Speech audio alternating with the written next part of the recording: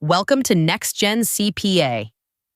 Whether you are picking up a new side hustle, building a consulting business, or have been working in the gig economy for years, being an independent contractor offers incredible freedom.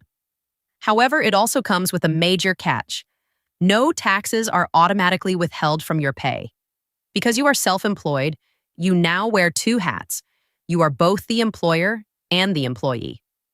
To put this financial reality into perspective, making $100,000 as a traditional employee is not the same as making $100,000 as a freelancer. When you factor in the extra self-employment taxes and the loss of employer-provided benefits like health insurance and 401k matching, a freelancer actually needs to gross around $140,000 to take home the same amount as a salaried employee making $100,000. But don't panic.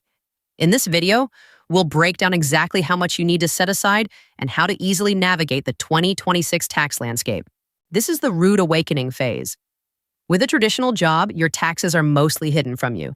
You pay 7.65% of your income towards Social Security and Medicare, and your employer quietly match it with another 7.65%. Now, as a 1099 contractor, you are the employer too. The government expects you to cover both hats, which means you're on the hook for the full 15.3% self-employment tax by yourself. So where does that 15.3% go? Breaking it down. 12.4% funds Social Security, your future retirement and disability benefits, and the remaining 2.9% goes to Medicare. Quick planning tip, the Social Security portion is capped.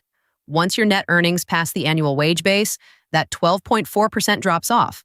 But the 2.9% Medicare tax keeps applying to all your net earnings, no matter how much you bring in. Now take a breath, because there's a silver lining. The IRS knows it's rough to shoulder the whole employer burden alone, so they cut you two breaks. First, they only apply self-employment tax to 92.35% of your net business profit, not the full 100%.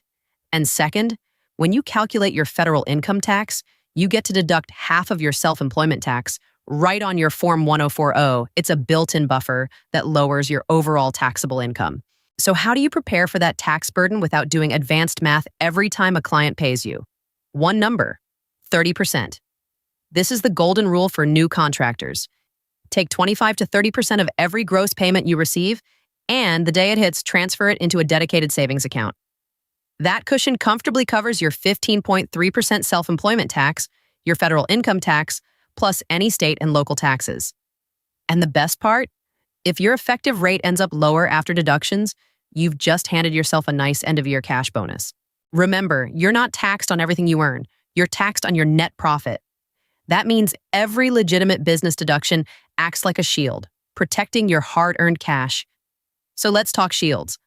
Got a dedicated space used exclusively for work? You can take the simplified home office deduction. $5 per square foot, up to 300 square feet. Drive for work? The IRS standard mileage rate is a generous 70 cents per mile. You can also write off portions of your internet, your cell phone bill, business insurance, equipment like laptops, software subscriptions, even 50% of business meals when traveling or meeting clients. But here's the catch. Staying organized is everything. Failing to track expenses is one of the most expensive mistakes you can make. Spending just 30 minutes a month sorting expenses can save you thousands at tax time. Think about it. 30 minutes of organizing receipts to keep an extra $500 in your pocket. That's a fantastic hourly rate. Beyond the standard write-offs, there's a secret weapon in the self-employed world that can seriously cut your final bill. The Qualified Business Income Deduction, QBI. This rule lets eligible contractors take up to 20% right off the top of their net business income before federal income tax even kicks in. It's permanently baked into the tax code, and it's a major benefit that gives you real long-term stability in your planning. We've figured out what you owe, saved our 30%, and lowered the bill with deductions. But how and when do you actually pay the IRS? Here's the trick. You can't wait until April anymore. The IRS runs a strict pay-as-you-go system. If you expect to owe $1,000 or more for the year, you make estimated payments 4 times a year. Let's map the calendar.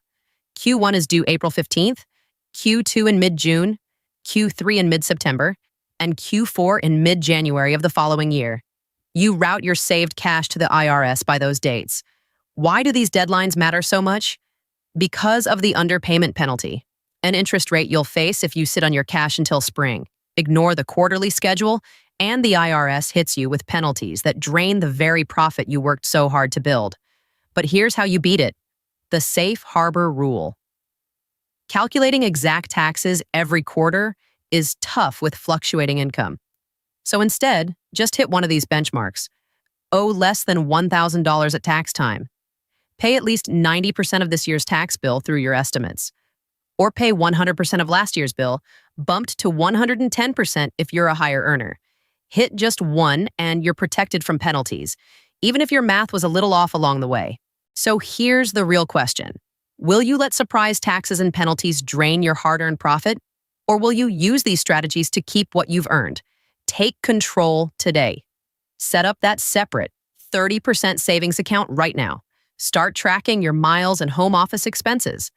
And as your business grows, consult a licensed CPA to fully optimize all of this. You've got the tools to not just survive, but to truly thrive as a 1099 contractor.